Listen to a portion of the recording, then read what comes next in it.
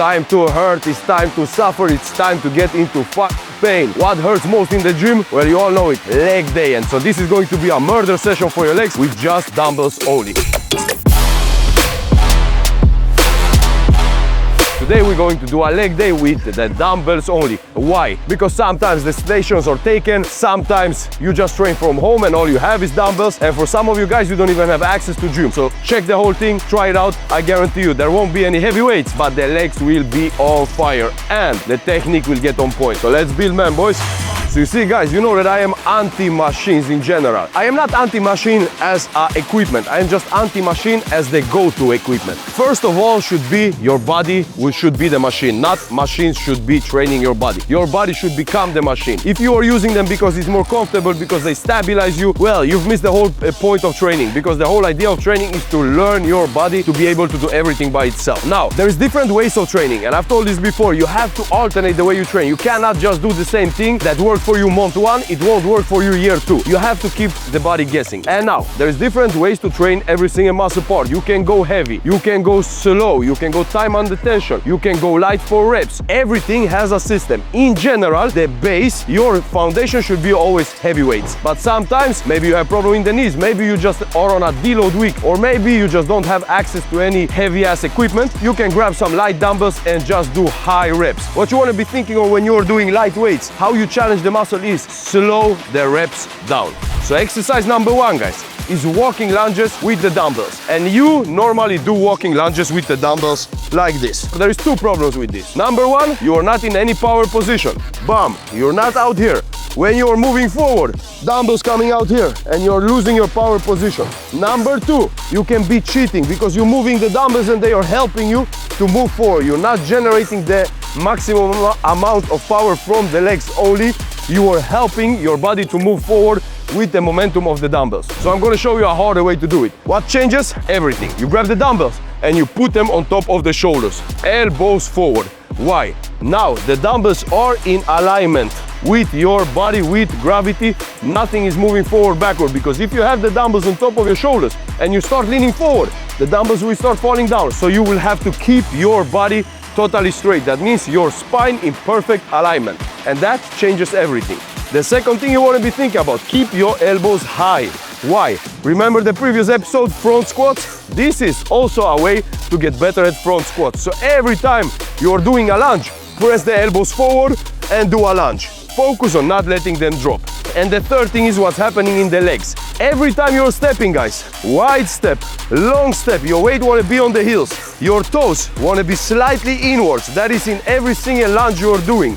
Your toes want to be inwards. You never want to be stepping with the toes outwards. You're losing balance. Slightly inwards and knee slightly outwards. And take a long step because you don't want your shins to be coming too far forward over the feet and you're coming up on the toes. You're going to damage your knees. And this is how it should be looking in action, guys. 3 things to think about.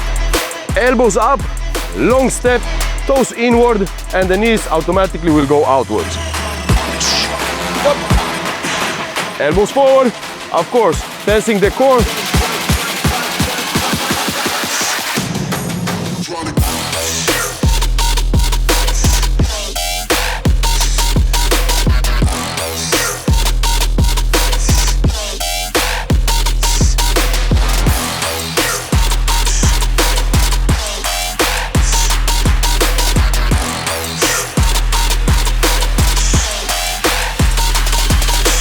And now, how many steps should you be doing? Well, every single one of them until you cannot keep the perfect positioning anymore. That is when you rest. All right, boys, well done. Exercise number 2. But first, subscribe to this channel, guys. It helps me. We are almost 100K. I appreciate every single one of you. I have 2K more to 100K. Share this channel with everybody you know and everybody you don't know. Make new friends, make old friends become better. Help me to build the man. And you guys are fucking special because every single one, up to 100K, guys, I've been following, checking everybody who follows. Later, I will lose control. But right now, I know every single one of you guys. Right, exercise number 2, goblet squats. And you've seen it, you've heard it, you've probably done it. I'm gonna show you how to do it perfectly. Now, first thing to think about, power position, always. Second thing to think about, the dumbbell. You are holding it like that. It has to be touching your chest. If the dumbbell loses control with your chest, it's not a goblet squat anymore and it doesn't have the function. Why are the goblet squats so amazing? For example, you've seen the episode about overhead squat, about front squats. Both those variations of squat require your body to be fully upright, your spine to be in the perfect position it was meant to be. Now, goblet squat does exactly the same if you do it right. If you are going down and your body starts bending, automatically the dumbbell is going to fall off from your chest. It's not in contact anymore. So you just focusing on keeping the contact non-stop. Now, step 3, core brace, like everywhere. Breathe in, brace the core, and then you're doing. And you're not breathing until you come back up. So, re-breath, squat, re-breath. So the breathing doesn't change in whichever variation it is of squat, or to be honest, whichever exercise you are doing. You should be breathing when the weight is standing still, always. And now, the same like I explained in the squat video. You want to be having the knees coming out.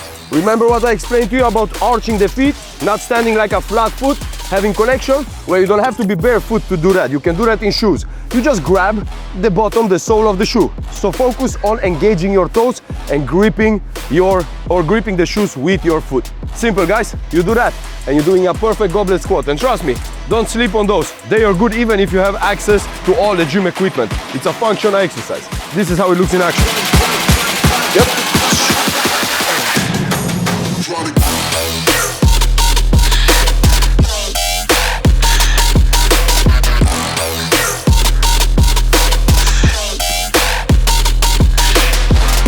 Alright guys, halfway, 2 exercises to go. You started this shit, so finish it. You know exactly how it rolls. As a man, you don't do what you want to do until you have done what you need to do. And this shit is what you need to do. Because you've been asking for dumbbell only exercises and I'm delivering. So I want every single one of you 100K be watching this. Don't play with me, boys. Don't play me. I might just jump out from that screen and make you watch the whole video. RDLs, you know what they are? You've done them with barbell probably. Very simple exercise. It's a hamstrings, glutes and kinetic chain connection. That means it connects hamstrings, it connects glutes and it connects your lower back. It's a great exercise. I normally do it with a barbell, but dumbbells work as good as well. What you want to be thinking about here? The first thing that happens in a RDL is a hip thrust. So your hips are going backwards. Now, your back needs to stay connected. So your hips are going backward and your back doesn't disconnect. Back stays tensed, power position, hips backwards. And then you continue pushing your ass backwards and reaching down as far as your hamstrings let you. So you see, my mobility is crazy. I can touch the floor, I can touch my knees with my forehead if I want. But when I keep the tension in the kinetic chain, I can't reach further down than here. And I see often people going all the way down to the floor with the dumbbells. Guys, it's not because you have so great mobility. You just release the back and the kinetic chain isn't holding you back from going further than you really should. So, when you keep everything tensed, how far should you be going down? Well, you should be going as far down as your hamstrings lets you. When you start feeling a stretch in the hamstrings, you coming directly back up. And when you have come back up, you tense your glutes. Tac. So this is the finishing point. You don't just stand up somehow. You actually tense your whole body, glutes tensed, legs tensed, power position maintained, and rep number 2. And this, boys, is how it looks in action.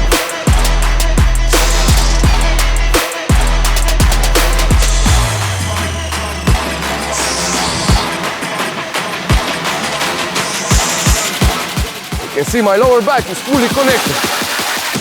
I'm not reaching much further than past the knees and I have a sick ass mobility.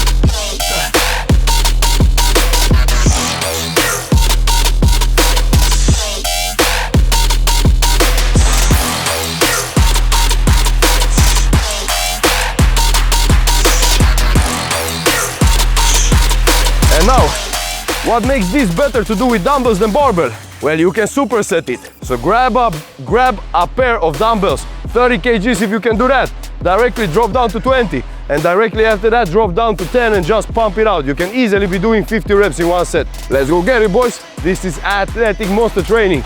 We ain't here to look good, we're here to be fucking good. Without training? Bro, I don't remember when I was training good, to be honest. I would pay a lot of money to be able to go and smash out a week of training exactly how I wanted without filming, trust me. Doing 8 hours of filming fucking every day is a lot. So this body is like this, not because I train so hard, it's despite I train so fucking shitty. But you see guys, when you build a good base, it takes a lot to destroy it. It's like a house. When you build a strong foundation, it will take a storm of the century to destroy it. So build your foundations. All right guys, and last exercise, and it's the best of all I've shown you today. It's a reverse lunge with a high kick. If you've been watching my leg days previously, I've been doing this one on a bench. But what is the difference here? Here you can go much heavier, because on the bench there is less stability. Here you're on the floor, you can actually go much heavier, and the reverse lunge is happening fully. On a bench, you're not really doing a reverse lunge. Why is a reverse lunge different than a normal walking lunge or a standing lunge forward? It engages the hamstrings and the glutes much more. So it's very simple. Same positioning as in every single lunge, and instead of taking the step forward, you're taking the step backwards. But what is very important is that you maintain the weights to your side. You don't want to be bending forward, doing something like this. You're staying in power position as upright as you possibly can. Tense your back and finishing here. And now from here, you coming up, tack, and finishing with a kick. Changing leg, back, and kick. And now, how do you know if you have been maintaining the correct position? Well, if you have a shitty ass position, you're gonna come up and do a kick that looks something like this. Well, trust me, you ain't gonna be proud of yourself if somebody films you and your gym retags you. So make this shit look good, because when it looks good, it functions good. Come in like a man, stand straight, tense your body, and be ready to explode. Show people that you know what the fuck you're doing. And if you don't know what the fuck you're doing, still do the absolute best you can. Focus on what you're doing. Don't think about what makeup you're gonna be wearing. Focus on exactly what you're doing here. And yes, I said makeup because men that are in one place and thinking about another place, that's exactly women. That's not men, because a man is locked in. He knows exactly what the fuck he needs to do, and he attacks it with 100% of his focus. All right, guys, simple. This is how it looks in action. Power position, tense your core, and make it look like you fucking mean it.